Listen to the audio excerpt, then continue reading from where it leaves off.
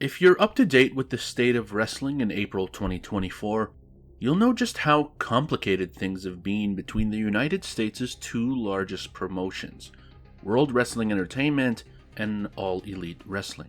As I'm writing this, last night's AEW Dynamite episode featured an angle that used backstage footage of two wrestlers not currently on AEW TV. The first was suspended in real life following this incident, and the second, we all know, he jumped ship to the WWE and has seemingly been revitalizing his image after a turbulent last year in All Elite Wrestling.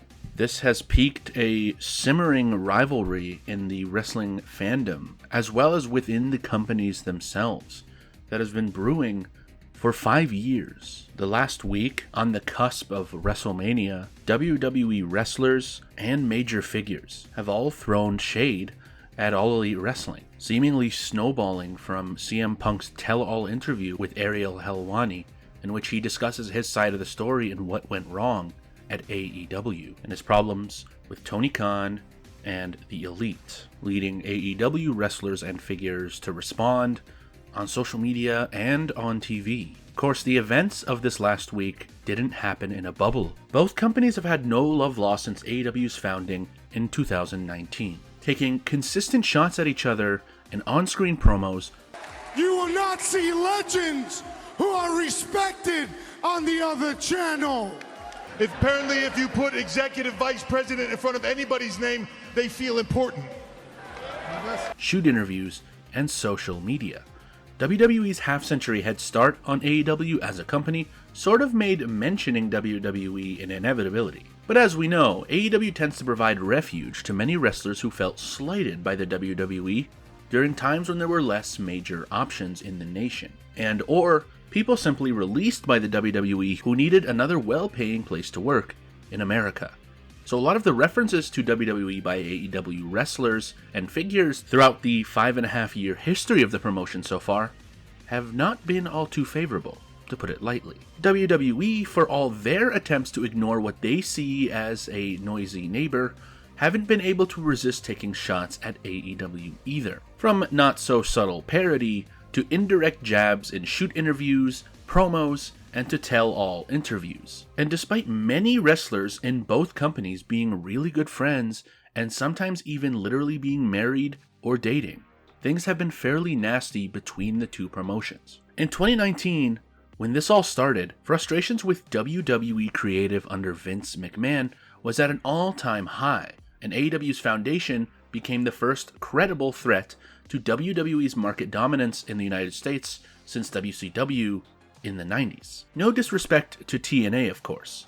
They did a lot of cool things, but they never truly had the money or star power to ever truly threaten the WWE in any meaningful way. At best, being a solid alternative company for wrestlers to go to when the E either fired you, frustrated you, or wasn't calling. AEW's presence and their incredible run from approximately 2019 to mid-2022 pushed the WWE to change their approach to the business and to the on-screen product. Of course, it sort of helped that the stubborn-minded Vince McMahon got cancelled, allowing Paul Levesque, aka Triple H, at the time of writing this, perhaps one of the strongest bookers in all of wrestling, to take control of WWE creative. Now, in April 2024, WWE is in a comfortable position and wrestler and fan morale has not been this high in decades.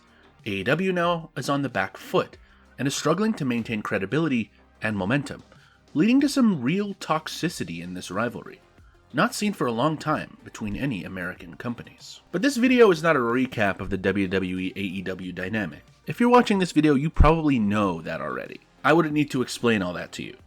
But what I wanted to talk about was some of the similar situations in the other havens of wrestling, particularly Mexico and Japan. Another wrestling haven with a deep history is the United Kingdom, but the history of promotions there is very jumbled. The oldest promotion is All Star Wrestling, which has been around since 1970, but we just don't hear a lot about them these days, or recently, at least not outside the UK, despite having their names associated with some extremely talented stars, past and present. The WWE even tried their hand in the UK, attracting and creating some pretty amazing stars with the NXT UK promotion. But that brand has gone the way of the dodo bird, as we know. The two biggest promotions in the UK right now seem to be Revolution Pro and Progress. They were both founded around the same time, surpassing All Star by a long shot and outliving NXT UK, so there isn't really a revolution aspect here to speak about like there is in America or Mexico. If anyone watching this has a better idea of what the relationships are like among British promotions, please let me know. Now, Mexico and Japan, things are a lot easier to follow. Let's start just south of the USA. In Mexico, the traditional powerhouse of lucha libre is CMLL.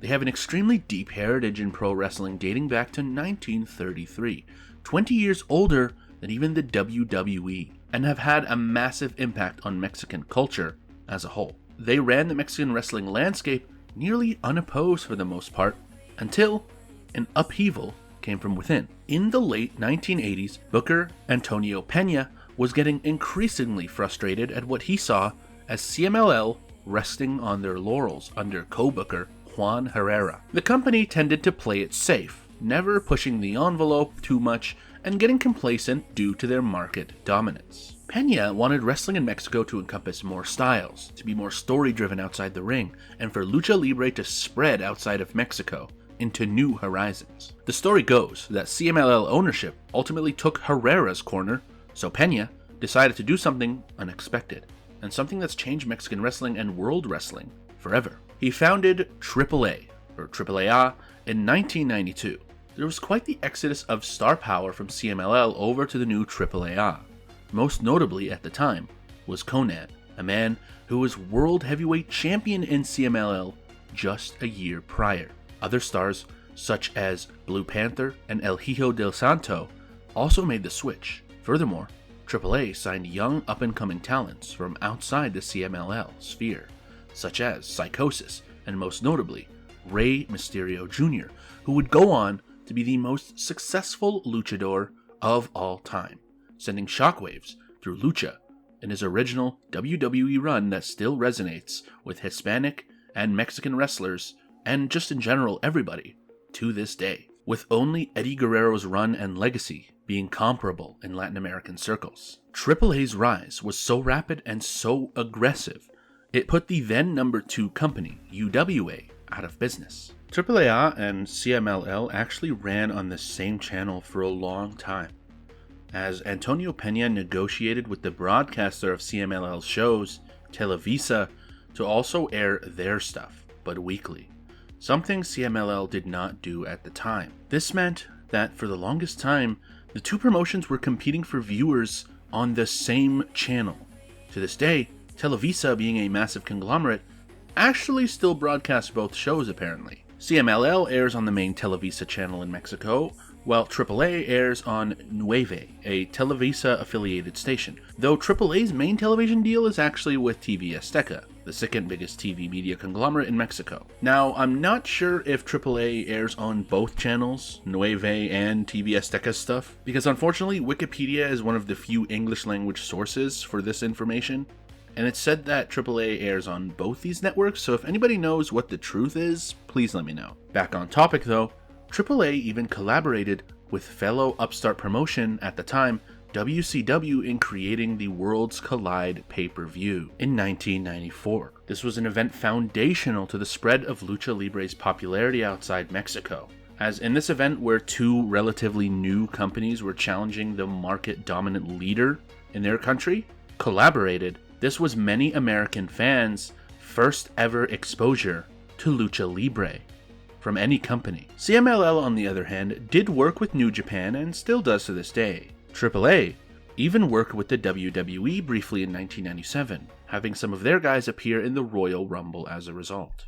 In an interesting turnaround, when WCW went under and TNA appeared as the new number 2 promotion on American TV, CMLL would go on to establish a relationship with them, exchanging talent from 2007 to 2009. Funny enough, when both companies aired on Televisa, Televisa set up an event that forced the two to work together in a cross-promotional event. This event was called CMLL AAA Padrismo in 2000 at Plaza Mexico in Mexico City. Supposedly, this event was tense. They apparently had separate locker rooms on the day of the event, and to protect both companies, babyfaces from both companies would team together against heels from both companies, with babyfaces winning all matches involved. Apparently, the matches tended to get fairly stiff at times, as you can imagine.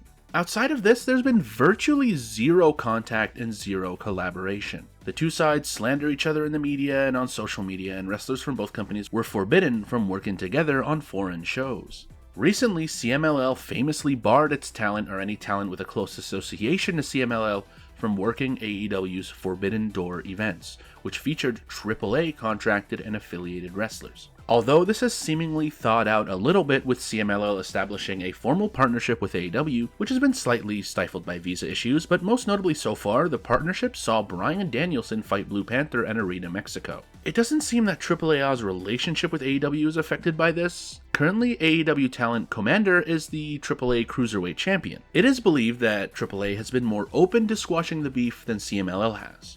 AAA legend Conan has even said he himself tried to bridge the gap between the companies, but CMLL especially just would not budge. AAA's arrival marked a shift in Mexican mainstream wrestling. AAA's disruptions mirror what AEW was able to do decades later. CMLL was and is known for being a conservative company in terms of style.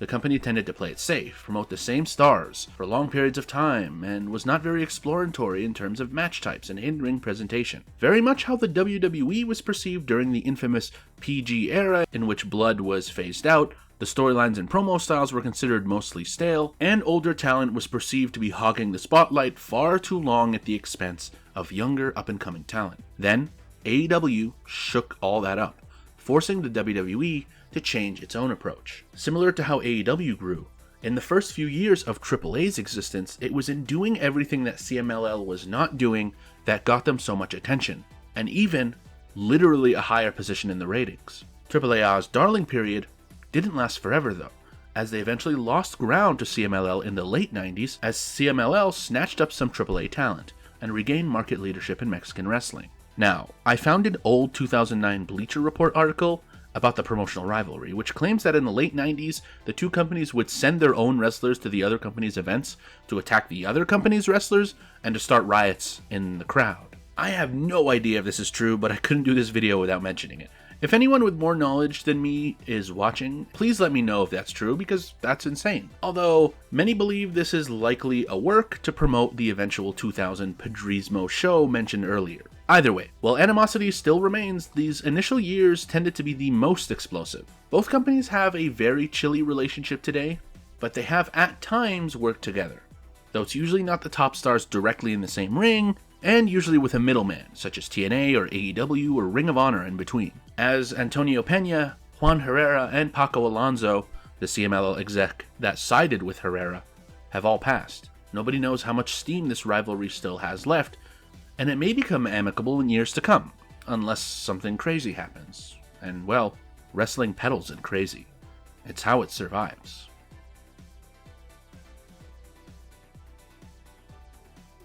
Now, we go east, one of wrestling's other holy lands, Japan. These days, New Japan Pro Wrestling, sometimes shortened to just New Japan or NJPW, is the most prestigious promotion in the nation. Its stars, matches, and philosophy on the business revered by fans all over the world, as well as other wrestlers.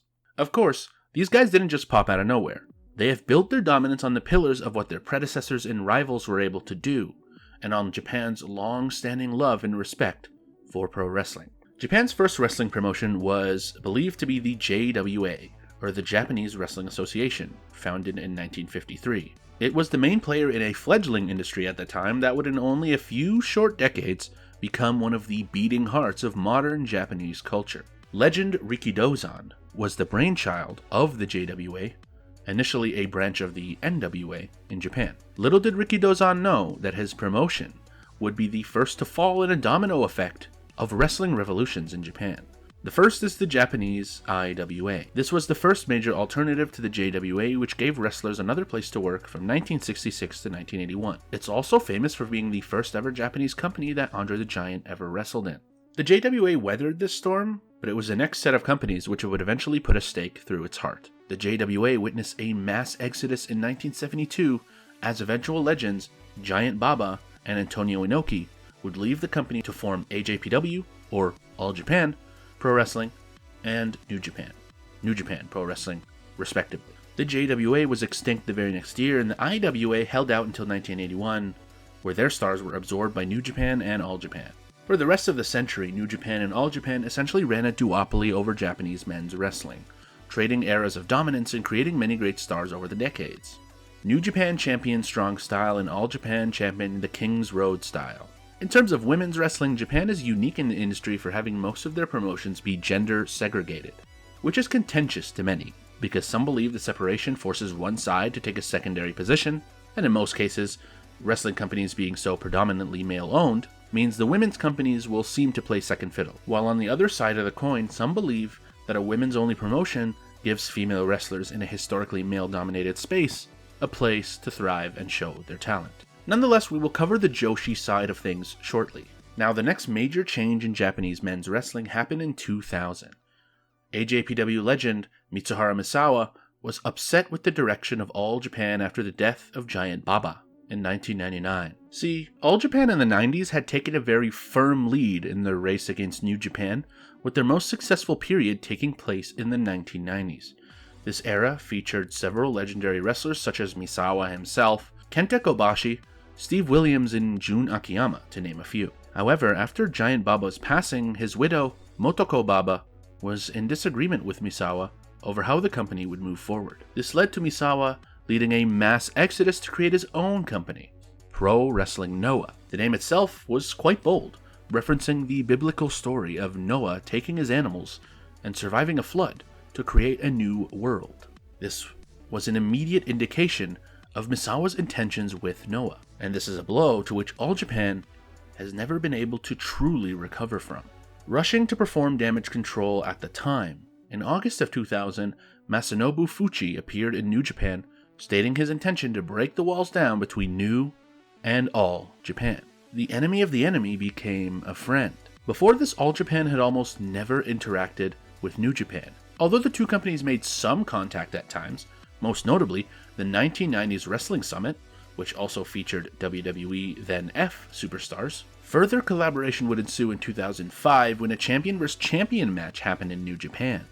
Satoshi Kojima of All Japan defeated New Japan's Hiroyoshi Tenzan. Kojima became the first ever wrestler to hold both promotions' world titles at the same time. Now, the guys who started this, Noah, were doing some great work of their own. They were named Wrestling Observer's Promotion of the Year in 2004 and 2005, and they were building and promoting stars such as Kenta, Jun Akiyama, Bryan Danielson, Takeshi Morishima, and Naomichi Marufuji. As All Japan faded into the background of the conversation in pro wrestling circles, New Japan was pushed to new heights as a result of Noah's success. They created their seminal pay-per-view event, Wrestle Kingdom, in 2007.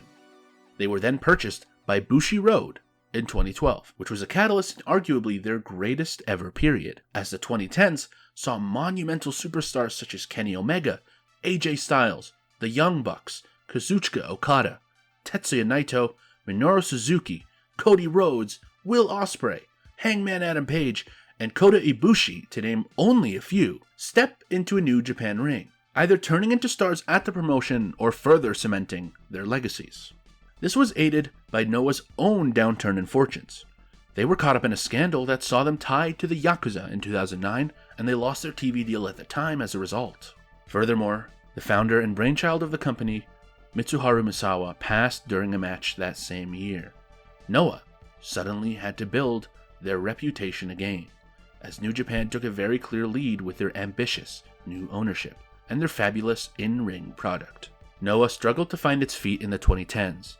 The relationship with New Japan went bad as NJPW pulled its wrestlers from all Noah events in 2016. In 2020, Noah got new ownership, Cyber Agent. This massive advertising and entertainment company got into wrestling by purchasing DDT in 2017. DDT, founded in 1997, was and is a solid promotion in and of itself, but they were made even more valuable by a project they started in 2012. Tokyo Joshi Pro Wrestling is a women's wrestling promotion in Japan that is currently beloved by fans. One of the companies credited with reviving interest in Joshi wrestling. They operated fairly similarly to DDT in that they were very lighthearted, did a lot of comedy wrestling, and didn't take themselves too seriously, but still put on banger matches at times either way. TJPW has been the platform which introduced the wrestling world to incredible performers such as Miyu Yamashita, Maki Ito, Hyper Misao, Shoko Nakajima, Mizuki, Yuka Sakazaki, and Riho. The DDT sister promotion was and has been host to some of the most beloved characters and beloved storylines in all of wrestling, proving to be a valuable asset in the cyberfight umbrella. The purchase of Noah in 2020 was another massive piece of the puzzle that will surely keep New Japan and Bushiroad on their toes. And who knows if it even would have happened if Bushiroad didn't purchase Stardom 3 months earlier. This is where the Joshi aspect comes into play, as they have now become integral to the battle for pro wrestling supremacy that Bushiroad and Cyber Agent now find themselves in. To understand why TJPW and Stardom are so important to the current landscape, we have to understand the cultural relevance of Joshi Pro Wrestling. Japan gets a bad rap from other developed nations at times due to its more conservative cultural elements. This includes the role of women in its modern society, which has been a strenuous one for said women and any progressive-minded Japanese to navigate through. This is not meant to be a political or social commentary video, so I'll keep this section short, lest I start an annoying culture war debate, assuming anyone actually watches this video anyway. But yeah, Japanese women thankfully have legal equality in Japan, but harsh body standards, harsh beauty standards, workplace discrimination, and old traditional ideals held up by Confucianism, Shinto, and Buddhism, not that those lifestyles are the problem, but popular interpretations of the lifestyles are what holds a lot of people back. Such is the case with most religions. That's why when female wrestlers in Japan took the industry by storm in the 80s and 90s, it meant a lot. You had women of all types of looks, styles, and body shapes going to absolute war with each other, taking gnarly bumps, bloodying each other, throwing each other into exploding wires, putting each other through glass, tables, thumbtacks. It was understandably shocking for a predominantly male audience to see women going through all of this.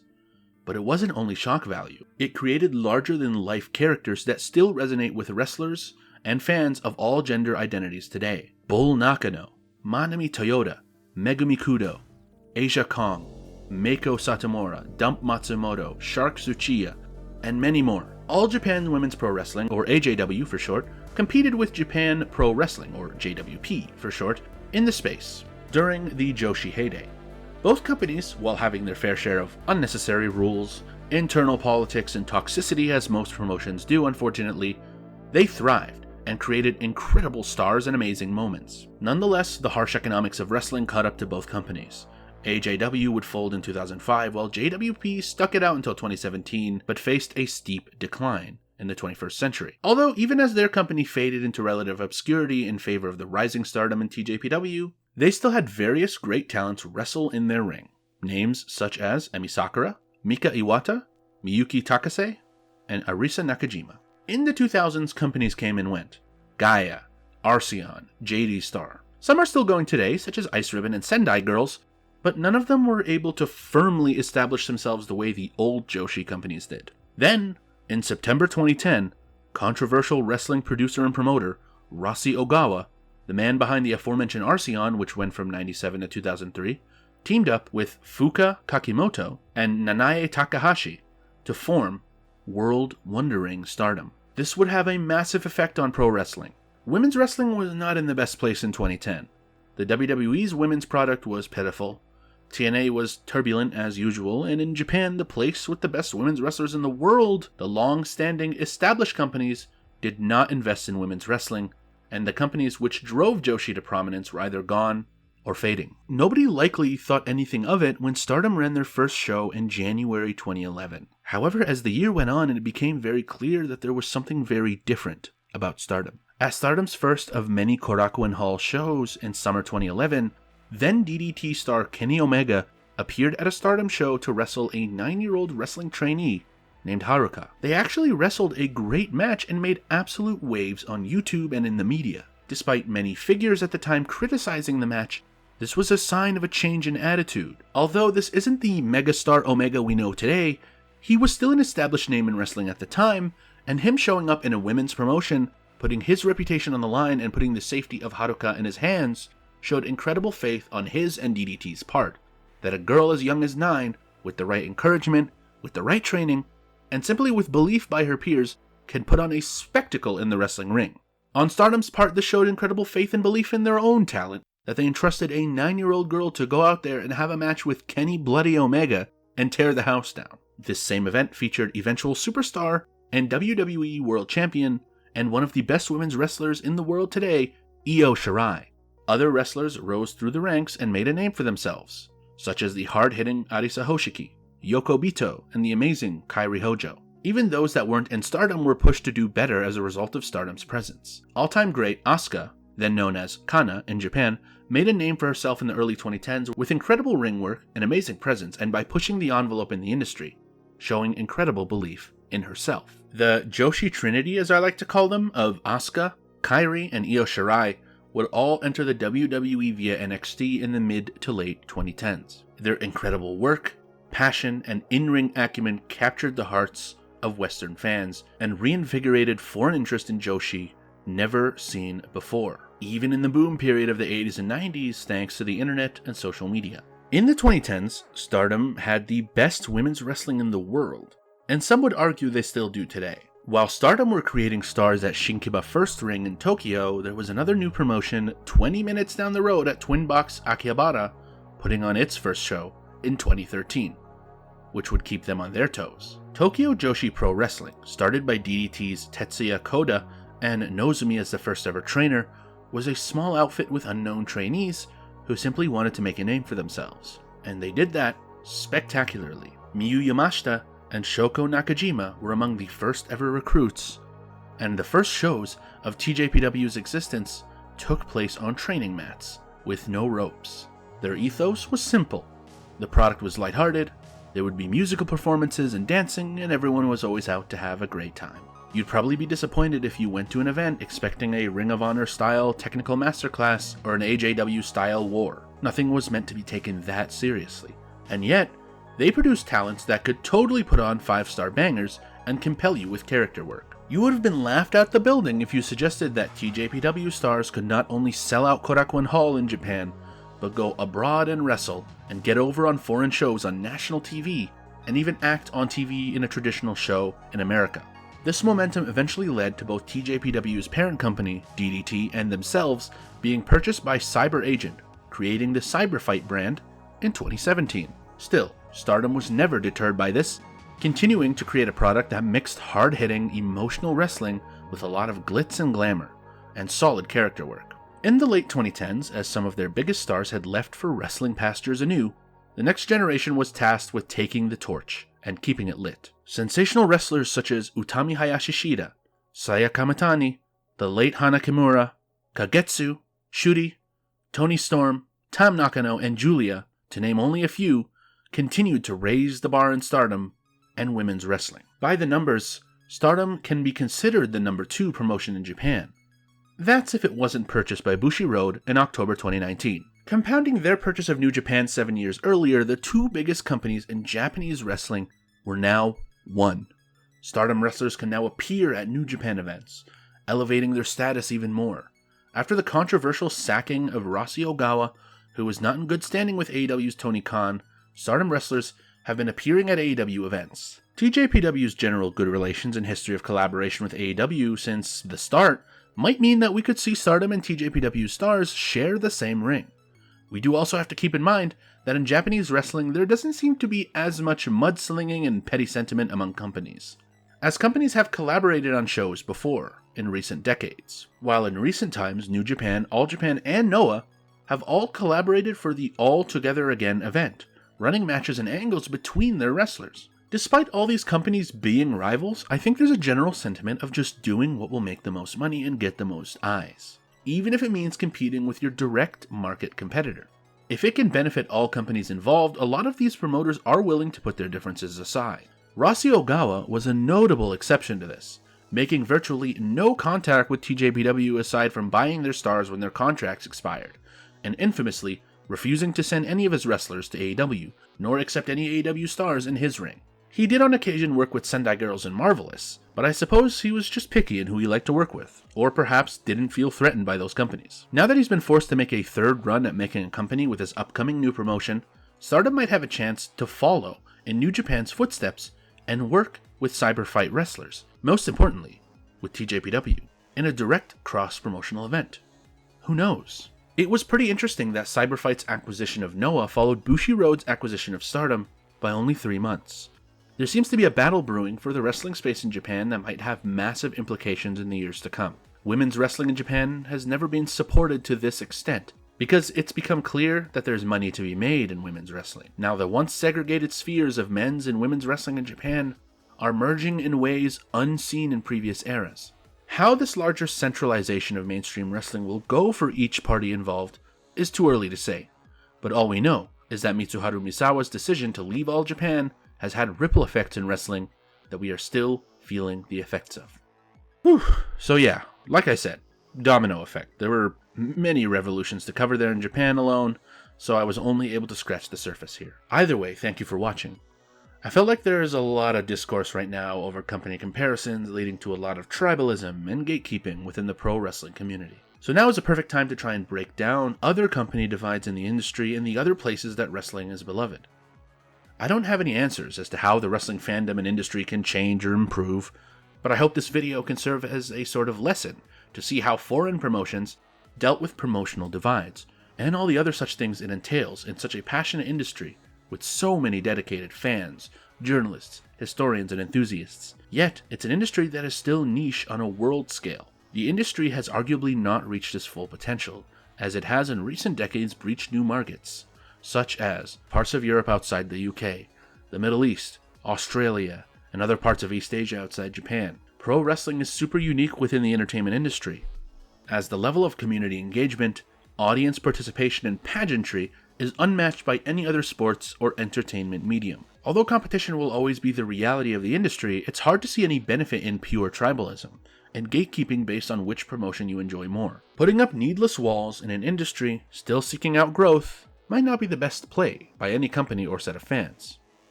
Thanks again for watching.